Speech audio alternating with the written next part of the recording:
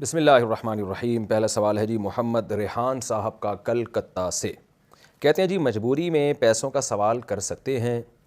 مجبوری میں سوال کرنا کیسا ہے؟ مثلاً کسی کی بچی کا نکاح ہونے والا ہے اور بظاہر کوئی انتظام نہیں ہو سکا، تو ایسے وقت میں لوگوں سے سوال کرنا کیسا ہے؟ محمد ریحان صاحب، پہلی بات تو یہ ہے کہ بچی کا نکاح ہے تو اس میں بچی کا تو یا باپ کا تو کوئی خرچہ ہی نہیں ہوتا، سارے خرچے تو اس بچی کے ہونے والے شوہر پر ہیں۔ نکاح کے موقع پہ ایک مہر کا خرچہ ہوتا ہے، نان نفقے کا خرچہ ہوتا ہے، چھواروں کا خرچہ ہوتا ہے، اور دلہن کے کپڑے بنا کے دینا، کیونکہ نان نفقے میں داخل ہے یہ چیز، تو یہ تو سب چیزیں شوہر کے ذمے ہیں۔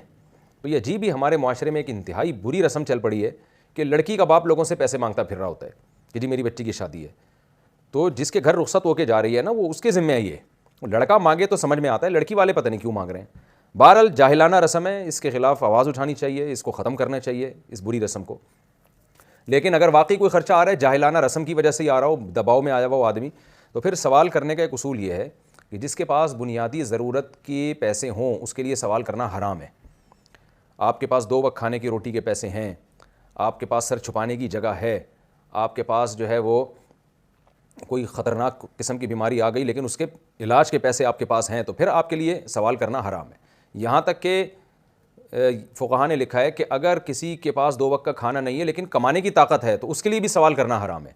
نبی صلی اللہ علیہ وسلم نے فرمایا جس نے لوگوں کے سامنے ہاتھ پھیلایا نا، بھیک مانگی، کل قیامت کے دن اس کے چہرے پہ گوشت نہیں ہوگا، کیونکہ اس نے اپنے چہرے کو لوگوں کے سامنے ذلیل کیا، تو اللہ اس کے چہرے سے گوشت چھین لیں گے، تاکہ کیونکہ چہرے پر گوشت نہ ہو تو بے رونق ہو جاتا ہے چہرہ، تو اس لیے حتی الامکان مانگا نہ جائے۔